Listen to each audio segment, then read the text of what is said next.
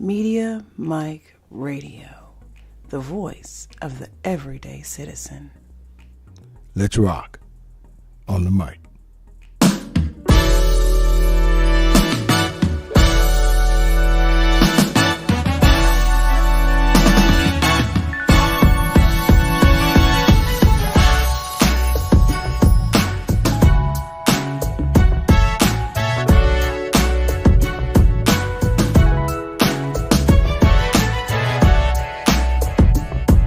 What's up, everybody? And you are listening to the best of the Media Mike Radio Show. I am your host, the Media Mike Speaks, sponsored by New Justice Media, where we are the voice of the everyday citizen. The time is now 34 minutes past the hour here in the Lone Star State.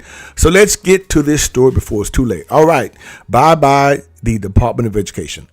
Do we really need it? Is it a necessity? It's been around, about 40 years, maybe 50, 40 at the most?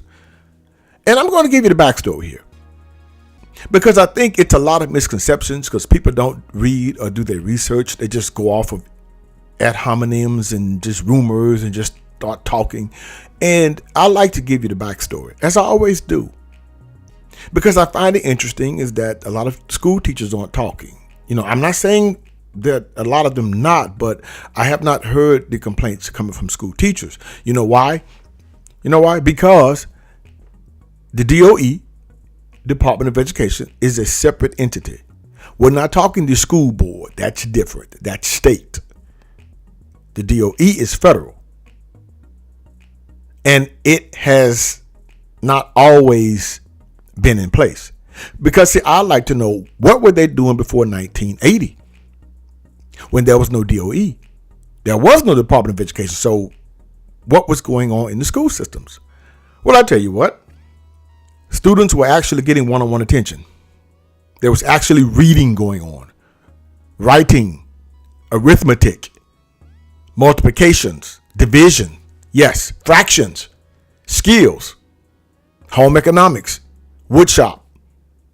Yeah, until. So, let's talk about it. The DOE was established in 1980 under the late President Jimmy Carter, who actually I liked. Did you all know that he was the only sitting president that was a submarine commander, a nuclear submarine commander in the Navy? People didn't know that. So do your homework, people. So anyway, the DOE was about politics. It was politically motivated. It was. But it also aimed to consolidate federal education efforts. Now, despite its small financial footprint, only contributing less than 10% of K through 12 funding. People don't know that. You only got a small amount of money coming from the DOE.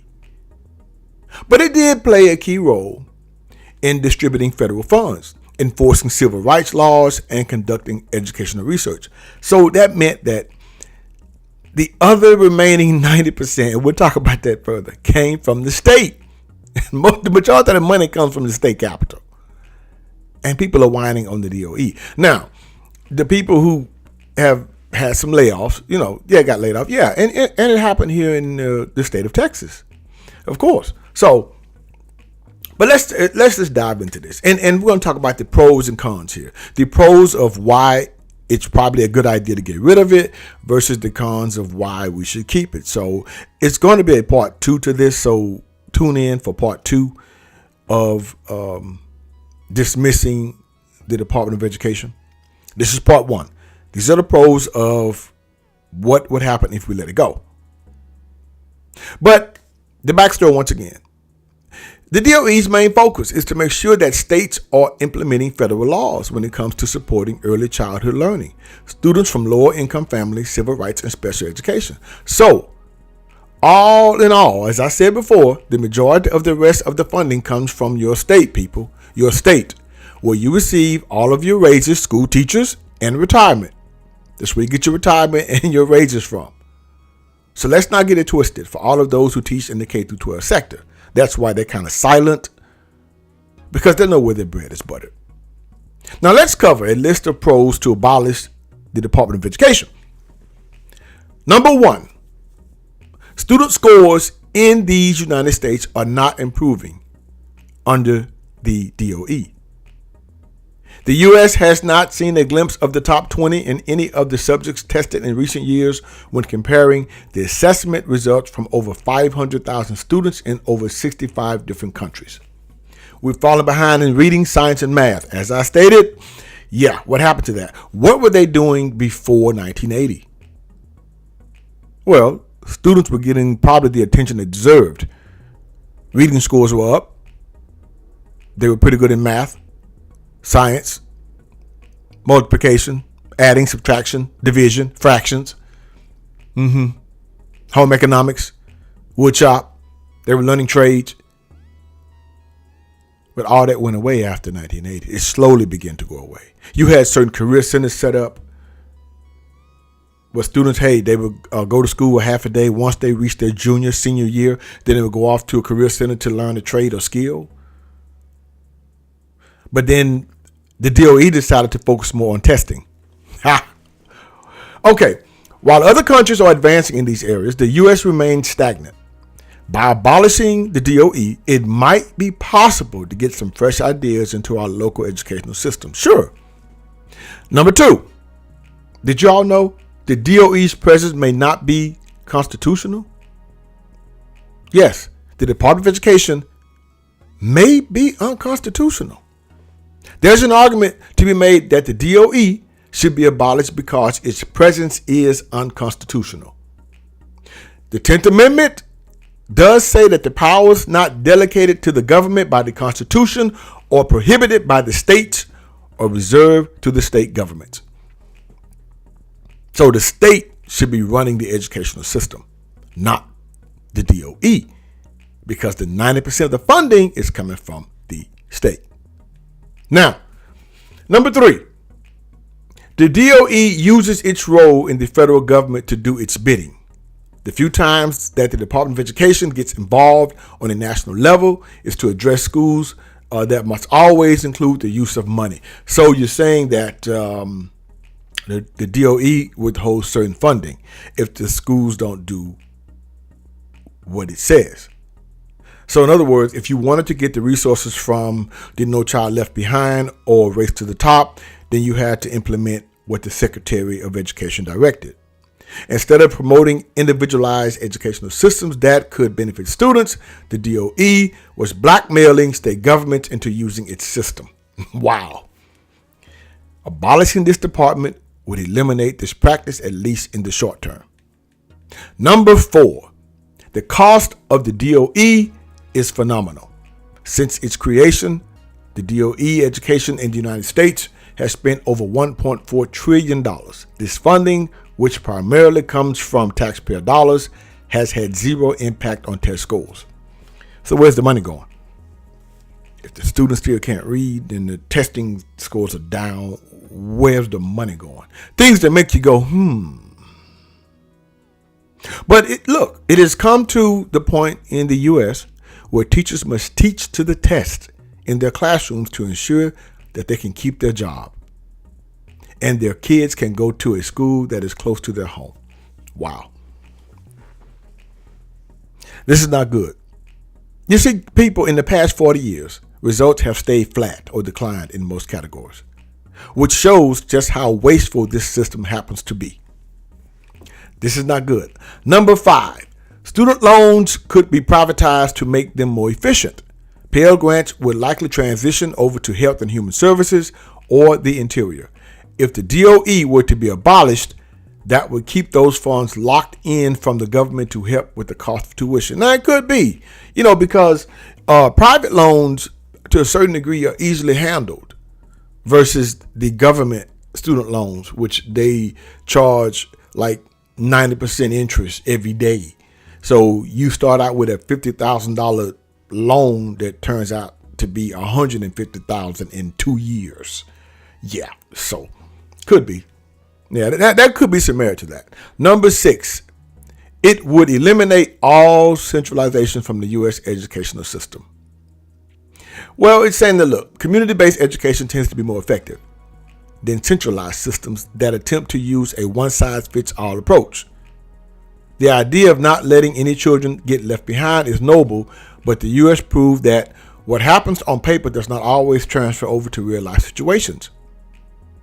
Now, this thing here created high stakes testing and elements that punish schools who underperform, even though they have little say about who attends. That has a lot of merit to it, because every student learns different, and some students, it's just not there. You can't save everyone. This one size fits all model. That's why it's interesting how college, it's a choice. Schools, under the truancy laws, they're forced to go. Go back and look at the research to Rockefellers who started all this public school thing. But, do your backstory about education, people. Now, in the past, school was only reserved for the wealthy. Well, no, those who could afford it. Until the Rockefellers got involved and said, hey, it's affordable to everyone. Therefore, created what is called the public school system. Because back then you had to pay to go to school.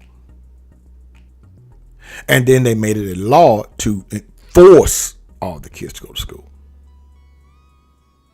So yeah, do your homework. By abolishing the DOE, the U.S. could send the states the authority to meet their specific needs.